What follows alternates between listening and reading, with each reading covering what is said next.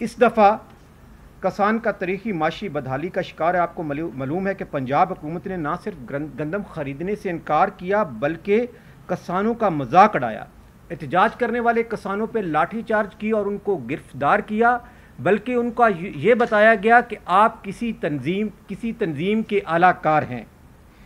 फिर वज़ीर आला पंजाब ने गंदम ना खरीदने की मंतक ये पेश की कि हमने गंदम ना खरीद करके करप्शन का रास्ता रोक दिया। वज़ीर आला पंजाब की ये हरकत उनके आसमान बज़दार का प्लस होने का सबूत है। उनको पता ही नहीं कि गंदम की ख़रीदारी का सिस्टम जो सदियों से चल रहा है और जो फूड डिपार्टमेंट ख़रीद रहा है वो किस तरह की करप्शन है। हम डायरेक्ट किसान फूड को देते हैं, फूड सेंटर बने हैं और हमारी ज़मीनों की फ़र्दों पे हमें पैसे मिलते थे, तो उनको अंदाज़ा ही नहीं कि गंदम किस तरह काश्त और किस तरह का, उनको ज़राअत से उसको कोई आगाही नहीं है। इसी तरह जिस तरह बुज़दार थे, इसी तरह मुझे तो आज उनकी स्पीच से लगा कि ये प्लस उस्मान बुज़दार हैं। और दूसरा, अभी उन्होंने जो ऐलान किया 100 दिन हुकूमत के बाद कि मैंने महंगाई पे कंट्रोल कर दिया और आटा सस्ता हो गया, सूजी और मैदा भी सस्ता हो गया। मरियम साहबा, आपने एक भाई का गोश्त काट के गरीब का दूसरे भाई को खिलाया है, एक का घर गिरा के दूसरे का घर बनाया है। क्या पंजाब गवर्नमेंट ने किसानों को रिलीफ दिया है? आपने खाद सस्ती दी है, आपने सीड सस्ती दी है, आपने बिजली का यूनिट सस्ता दिया है। किसान ने अपनी ज़ाती ज़मीन पे गंदम काश्त करके अपना खर्चा निकाल के, जिसकी कास्ट 4,500 रुपये आ रही थी, आपने ऐसा जुल्म किया कि उनसे नहीं खरीदी और वो बाज़ारों में 2300-2400 में बिक रही है। इसमें आप ये बताएं कि आपका ये कमाल है कि आपने गरीब किसान को मार दिया। आज जाके जहां सनती एरिया नहीं है वहां जाके मार्केटें देखे खाली पड़ी हैं। लोग ईदों पे जो गांव वाले शॉपिंग करते थे, हमारा किसान इस टाइम अपने बच्चों के लिए नए कपड़े खरीदने की पोजीशन में भी नहीं है, क्योंकि 4,500 की गंदम उसने कास्ट करके 300 में बेच रहा है और वो भी ख़रीदने वाला नहीं है। तो मैं मरियम साहबा से अपील करता हूं कि आप ये इल्ज़ाम लगाना छोड़ें कि हम किसके आलाकार हैं। हम किसानों की आवाज़ बुलंद करते रहेंगे। मेरा भतीजा, मेरा बेटा, मियाँ मेरा, हम सब लोग 29 को गिरफ्तार हुए और लाकअप में बंद थे, इसलिए कि हम किसानों की आवाज़ बुलंद कर रहे थे। हम आपका ये जुल्म बर्दाश्त करेंगे और किसानों की इसी तरह आवाज़ बुलंद करते रहेंगे। और मैं मीडिया के हवाले से अपील करना चाहता हूं तमाम मीडिया को कि जब मरियम साहबा प्रेस कॉन्फ्रेंस करें, उनसे पूछें कि आपने ये गरीब को आटा सस्ता दिया है, ये अपने पैसे से, गवर्नमेंट के पैसे से दिया है, या गरीब के किसान का पेट काट के पैसा आपने दिया है। और दूसरा, हमारा नहरी निज़ाम उसी तरह तबाह बर्बाद है। आज भी हम जो एक नहरी निज़ाम से पानी अपनी ज़मीन को ले जाते हैं, उसके लिए हम जो उसका एक्सीएन है या एसडीओ है, जो भी है, वो हमसे लाख रुपए महीना ले रहा है। इसी तरह खाद है, क्या वो आपने सस्ती की, सीड सस्ता किया, आपने बिजली का यूनिट सस्ता किया।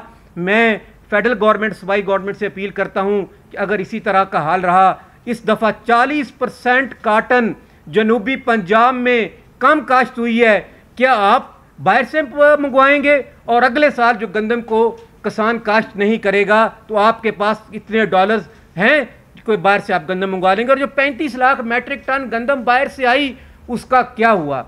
और जो आपके पास 22 लाख मैट्रिक टन गंदम आपने कहा है कि मेरे पास फूड डिपार्टमेंट के पास पड़ी है, क्या आप वो 3900 की बेच सकेंगे?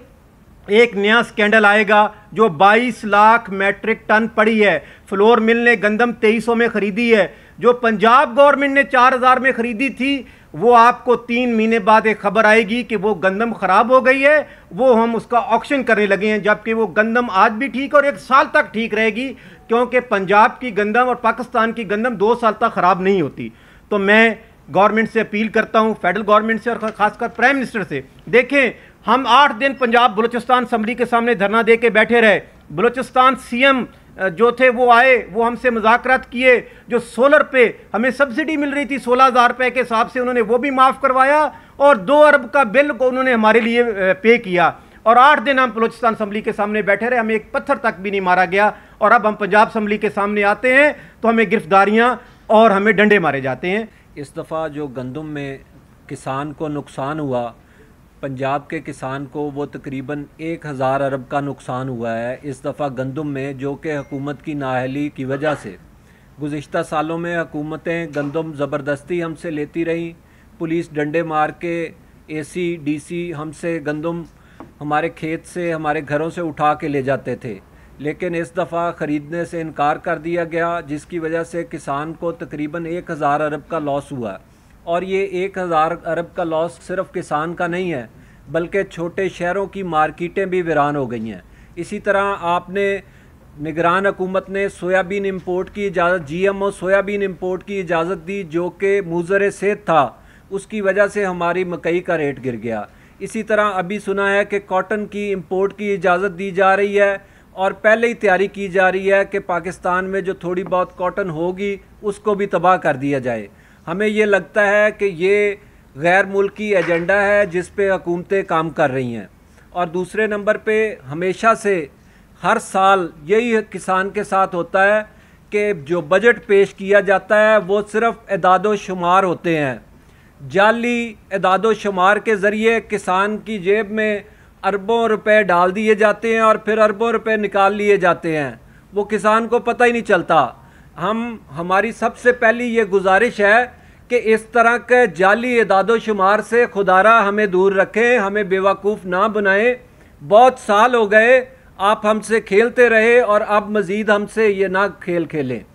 दूसरे नंबर पे हमारी गुजारिश है कि आप इस दफ़ा तैयारी में हैं कि आपने ट्रैक्टर्स पे भी टैक्स लगाना है, आपने ज़रूरी मशीनरी पे भी टैक्स लगाना है।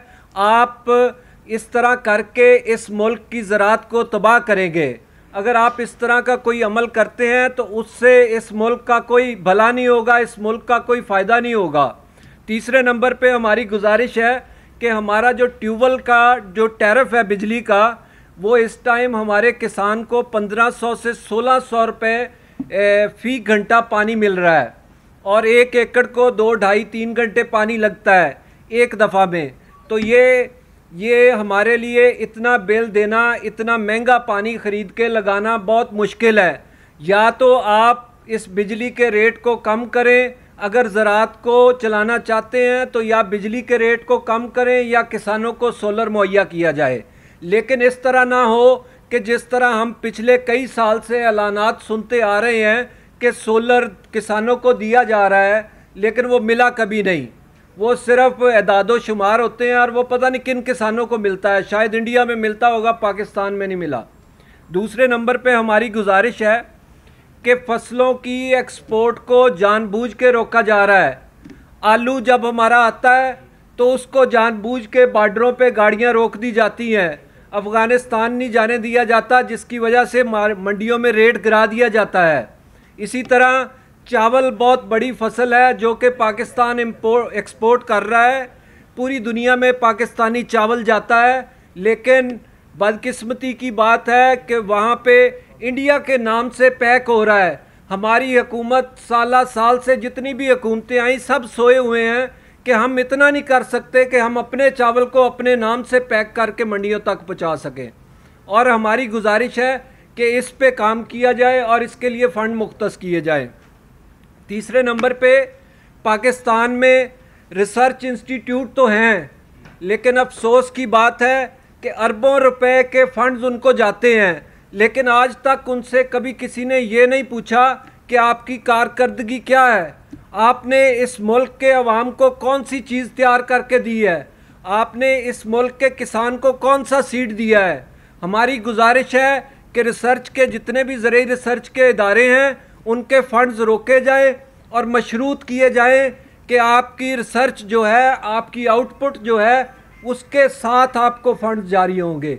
अगर आपने कुछ नहीं किया तो आपको फंड्स नहीं मिलेंगे। एक और स्कैंडल है, देखो हमारे करोड़ों किसान मकई बार नहीं भेज सकते, दूसरी चीज़ें नहीं भेज सकते, लेकिन 8 मीटिंगें हो चुकी हैं शुगर पे। शुगर माफिया इतना स्ट्रॉन्ग है कि वो 20 से 25 लोग हैं, वो कहते हैं कि हमें शुगर एक्सपोर्ट करनी दी जाए।